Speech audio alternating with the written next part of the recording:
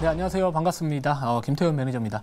자, 우선 어제 편입했었던 유신이 바로 당일날 상한가 돌입을 했었고요. 그래서 1차 목표가는 좀 짧게 잡아놓은 상황에서 이제 2차를 볼까 말까에 대한 고민을 해야 될 것 같은데요. 2차는 봐야 될 것 같습니다. 우선은 오늘 한 8%대의 조정이 나와주고는 있지만 익절가만 잘 잡아두고 2차 목표가 조금 더 높이도록 하겠습니다. 자, 익절가부터 말씀을 드리면은 익절가는 한 46,500원 정도로 잡을게요. 좀 타이트하게 잡아놓고 2차 목표가 같은 경우에는 53,500원 말씀을 드리도록 하겠습니다. 그래서 아직까지 우크라이나 재건 쪽 관련된 이슈나 모멘텀 그리고 시장의 전반적인 흐름들을 바라본다면은 제가 봤을 때 아직까지 기술주나 성장주가 가기에는 유가도 올라가고 있고 미국의 10년물 국채금리나 2년물 국채금리도 계속해서 상승을 하고 있고요. 또 게다가 최근에 이제 FOMC 회의 앞두고 남은 하반기에 금리 인상에 대한 부분들도 또 다시 한번 또 이야기들이 올라와 줄 수 있지 않을까 이런 생각을 하고 있기 때문에 약간 개별 이슈 있는 종목들을 계속해서 우리가 좀 가야 될 것 같습니다. 그래서 수급이 상대적으로 좀 갈 곳이 없기 때문에 아직까지 조금은 눌려 있는 상황이지만 2차 목표가 조금 더 높이고요. 대신에 또 수익을 지켜야 되기 때문에 익절가 이렇게 아까 말씀드렸던 대로 진행을 하도록 하겠습니다. 자, 이제 두 번째 리뷰할 종목도 같은 이슈로 올라갔던 종목이라고 보시면 될 것 같습니다. 자. 유신도 있고요. 또 히림도 있습니다. 자, 히림 같은 경우에는 1차 목표가 도달을 했는데 그게 한 10% 가깝게 1차 목표가 수익률을 챙겼습니다. 그래서 유신은 조금 더 보고요. 히림은 1차 목표가로 그냥 확정하고 하도록 하겠습니다. 자, 그리고 이제 세 번째 리뷰할 종목도 하나 더 말씀을 드릴게요. 오늘 손절가 터치했습니다. 아쉽게 CNC 인터내셔널이라는 종목을 좀 말씀을 드려야 될 것 같은데 제가 이 종목이 사실 1차 목표가 체결해서 그렇게 많이 남지 않은 상황에서 8%인가까지 수익률이 갔다가 오늘 장대음봉이 좀 나왔습니다. 그래서 제가 이번 달 전략은 손절을 짧게 잡겠다라고 생각을 했고요. 그래서 이 종목이 이제 손절가 터치되면서 5% 손실률로 이제 수익률에 산정이 되면서 차감이 됐는데요. 제가 봤을 때 이 종목이 오늘 이렇게 조정이 나왔던 이유는요. 지난번 이제 미국 기업이 관련된 화장품 기업이 하나가 주가가 좀 많이 하락을 했었습니다. 근데 그 이유를 증권사 리포트 하나 보시면은 어떤 이유였냐면은 미국 인디 브랜드사 ELF가 어제 이제 9%에 가까운 급락이 나왔었는데 그 요인이 바로 이제 10월부터 미국이 학자금 대출 상한이 재개가 된다라고 합니다.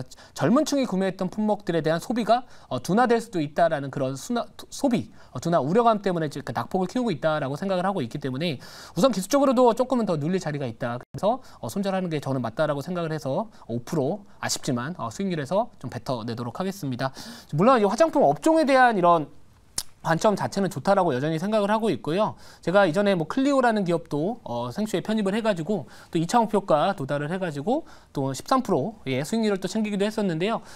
제가 봤을 때 우선은 화장품 쪽은 제가 봤을 때 연휴 동안에 어떤 이슈들이 좀 모멘텀이 될 수 있냐면은 자, 연휴 동안에 우리가 주식을 못 합니다. 주식을 못 하게 되는데 사실 이 불확실성에 제일 민감도가 큰 업종들이 이제 성장주나 기술주라고 생각을 하고 있고요. 그 연휴 동안에 과연 호재라고 생각할 수 있는 부분들이 뭐가 있을까라고 생각을 해본다면은 뻔할 것 같습니다. 유커가 돌아갔다. 이 이슈로 제가 봤을 때 좀 관련된 모멘텀이 좀 부각받지 않을까 이런 생각을 하고 있고요. 또 이외에도 연휴가 끝나고 나서도 이번 연휴 동안에 유커가 또 몇 명이 돌아왔다. 또 이런 이슈화가 될 가능성이 높기 때문에 이런 이 한중일 정상회담에 대한 기대감도 분명히 나올 것이고요. 또 얼마 전에도 시진핑 국가주석의 연내 방안에 대한 이런 모멘텀도 아직까지 저는 살아있다라고 생각을 하고 있기 때문에 물론 CNC 인터내셔널은 기술적으로는 조금 더 눌릴 자리는 있다. 하지만 클리오나 아니면 아이패밀리 SC나 이런 오늘 상대적으로 덜 빠지고 있으면서 또는 소폭이나마 상승하고 있는 종목들은 여전히 추세가 살아있다 이렇게 생각을 하고 있습니다. 자, 그럼 이제 오늘 편입할 종목은요. 제가 말씀을 좀 드려야 될 것 같습니다. 현재가부터 말씀을 드릴게요. 좀 떠 있어가지고 우선은 종목명 말씀드리기 전에 현재가는 5,110원이고요. 종목명은 페노션입니다. 자, 이 페노션 같은 경우에는 최근에 그 BDI 지표가 저점에서 30% 이상의 또 이렇게 급반등이 나와주고 있습니다. 또 중국 경기 회복에 대한 기대감도 올라오고 있는 상황이고요. 자, 이 BDI 같은 경우에 대표적으로 이제 우리가 관련주로서 페노션을 보통 이야기를 많이 하고 있습니다. 근데 이제 요즘에 중국 지표가 그동안에 좀 많이 부진을 했다가 최근 발표됐었던 중국의 소매 판매나 아니면 산업 생산 그런 관련된 경제 지표들이 조금씩 좋아지고 있다라는 부분들도 있고요. 올 연초만 하더라도 사실 많은 기관들이 중국의 경제 성장률에 대해서 많이 높게 평가를 했었습니다만 시간이 지나면서 뭔가 생각보다 리오프닝 효과가 좀 덜하다. 그러면서 경제 성장률을 많이 둔화를 시켜놨어 하향 조정을 해놨었습니다. 하지만 최근 들어가지고 다시 또 경제 성장률에 대한 이 전망치를 상향 조정이 되고 있는 상황이고요. 자, 물론 최근에 유가가 올라가고 있다 보니까 전반적인 이 해운업계에 대한 이런 비용 증가에 대한 우려감도 있는 건 사실이나 최근에 뭐 페노션도 그렇고요. 뭐 이런 우리나라 해운업계에 관련된 종목들의 PBR을 보시면은 대부분 0.3배나 0.5배밖에 안 됩니다. 이 글로벌 선사 대비해가지고 해운사 대비해가지고 상대적으로 지금 30% 이상의 또 할인돼서 거래되고 있다. 이런 부분들도 어떻게 보면 멀티플에 대한 부담감이 좀 덜할 수 있기 때문에 뭐 지금 정도의 자리라면은 물론 단기적으로는 떠 있지만 좀 고민을 해볼 만한 시점이지 않을까 이렇게 생각을 하고 있고요. 제가 현재 이번 달 뭐 1등을 달리고는 있지만 사실 워낙 또 출중하신 전문가님들이 많이 계시기 때문에 언제든지 따라잡힐 것 같아가지고 지금 조마조마해가지고 예. 우선은 저도 이번에는 좀 승부를 한번 걸어보도록 하겠습니다. 자, 자세한 내용 조금 더 자료 보면서 말씀을 드릴게요. 자, 바로 이겁니다. 이 BDI 지표가 최근에 저점 이 9월 초 월초 대비해가지고 지금 30% 이상의 또 급등이 나와주고 있습니다. 자, 그렇기 때문에 지금 당연히 해운업계, 이 해운주들에 대한 이런 기대감이 지금 불러일으킬 것 같고요. 또 요즘에 주가 상승폭이 좀 상당히 강했던 뭐 5G나 아니면 우주항공 테마, 뭐 AP 시스템이나 이런 관련된 종목들의 특징을 보면은 그동안 오랫동안 소외받았고 주가가 상대적으로 바닥 구간에 있는 애들이 상대적으로 많이 가는 시장입니다. 그동안 주도했었던 2차 전지나 뭐 반도체나 로봇이나 그런 종목들은 사실 제가 아까 말씀드렸듯이 금리나 이 전반적인 이 매크로 환경에 민감하게 반응을 할 수 있기 때문에 전체적으로 지금 그동안 많이 가지 못했던 또는 좀 저렴해 보이는 그런 위치에 있는 업종들이 시장에서 투자자들이 매수 버튼이 누르기 쉬운 시기다라고 생각을 하고 있고요. 자, 다음 차례 볼게요.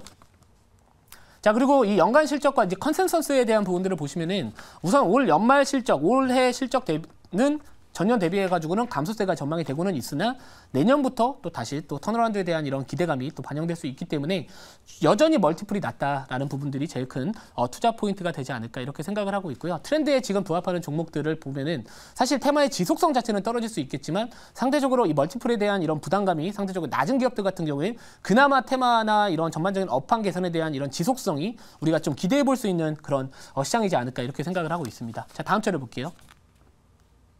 자, 그리고 아까 말씀드렸듯이 이제 PBR 밴드입니다. 이 페노션에 대한 PBR 밴드라고 보시면 될 것 같은데 워낙 이 과거 이 PBR 밴드 대비해가지고요. 워낙 바닥에 있습니다. 자, 그렇기 때문에 뭐 단기적으로는 지금 최근 들어가지고 뭐 20% 정도의 뭐 상승세가 나와줬다라고는 하지만 우리가 약간의 분할 매매 관점으로만 잘 접근을 하신다면은 충분히 이 PBR 밴드가 지금 하단에 좀 있다라는 거, 상대적으로 좀 저평가되고 있다라는 거, 한 0.5배 수준에서 거래되고 있다라는 거는 추후에 글로벌 해운사하고 좀 기맞추기가 된다라고 봤었을 때 해볼 만하지 않을까 이렇게 생각을 하고 있고요. 자, 다음 자료 볼게요. 자, 이게 바로 제가 이번 달 9월 달에 모든 매매 내역입니다. 1차 목표가로 확정된 종목들도 있고요. 2차 목표가 확정된 종목들도 있고 손절된 종목도 있습니다. 하지만 제가 9월 초에 분명히 말씀을 드렸던 게 성장주나 이런 부분들 전반적인 시장 환경이 연휴를 앞두고 관망세가 강할 수 있고요. 또 FOMC 회의에 대한 이런 우려감과 경계감 그리고 유가가 최근에 상승하고 있고 천연가스 쪽 관련해가지고도 호주의 파업 이슈도 여전히 있는 상황이고요. 또 게다가 이상기후 현상으로 인해서 최근에 곡물 가격에 대한 부분들도 은근히 많이 이슈화가 되고 있습니다. 뭐 실제로 설탕 가격 관련해가지고도 이 태국이 생산량이 급감을 했다. 그리고 인도에서도 뭐 쌀뿐만 아니라 뭐 이외 곡물에 대한 이런 수출 통제도 앞으로도 계속해서 나와줄 수 있기 때문에 뭐 제가 봤을 때 연휴 전까지는 우선은 내 계좌를 지키는 약간 방어적인 스탠스의 매매가 좋다. 그럼 결국에 개별 이슈 있는 종목들을 주목을 해야 될 것 같고요. 자, 그래서 지금 보시면은 이번 달 제가 SY나 그리고 이런 뭐 파라다이스, 뭐 CNC 인터내셔널, 글로벌 텍스 프리, 아난티 히림, 이즈케어텍, 우크라이나 재건이나 네옴시티 아니면 화장품, 중국 단체 관광 재개 수혜주 이쪽밖에 대부분이 없습니다. 그렇기 때문에 그렇게 지금 현재 보유하고 있는 종목들 내에서 크게 물린 게 없다. 이게 이번 달 나름대로 좀 잘 맞아 떨어지고 있다. 이렇게 보시면 될 것 같습니다. 자, 질문 받아보고요. 가격 전략 말씀을 드릴게요. 네, 페노션은 지금 이제 해운주들 조금 올라가고 있는데 역시 해운주도 뭐 다른 통신주와 마찬가지입니다. 이제 바닥에서 올라가는 섹터인데 이제 이게 포인트는 이제 이걸 이제 어디까지 언제까지 올라가야 되는가 이제 그게 포인트인 것 같아요. 그래서 이 다른 어떤 주도 2차 전지나 반도체처럼 뭐 6개월 이제 끌고 가야 되는 섹터인지 아니면 뭐 단기적으로 뭐 한 몇 주 오르면 바로 팔아야 되는 그런 걸 판단하는 게 중요할 것 같은데 어떻게 생각하세요? 네, 우선은 뭐 업황을 바라본다면은요, 사실 주가의 위치가 워낙 많이 빠져 있어가지고 제가 봤을 때는 뭐 중기적인 관점에서도 나쁘지는 않다라고 생각을 하고 있습니다. 하지만 우리가 항상 매매하면서 뭐 이격이나 이런 부분들도 봐야 될 것 같고요. 그리고 동사 같은 경우에 또 최근에 어떤 이슈가 있냐면은 이제 동사의 모회사죠. 어떻게 보면 하림지주가 이제 HMM 관련해가지고 인수, 뭐 만약에 또 성공적으로 만약에 인수가 된다면은 우리나라 해운사 두 개를 갖고 있는 겁니다. HMM하고 페노천을 갖고 있다. 그러면 그 두 기업의 시너지 효과가 좀 어마어마할 것이다라는 그런 이슈도 좀 돌고 있기 때문에 물론 그 부분은 이제 어떻게 될지는 모르겠지만 뭐 제가 봤을 때 이 해운 업황에 대한 부분들은 어느 정도 좀 바닥은 찍었다 이렇게 생각을 하고는 있습니다.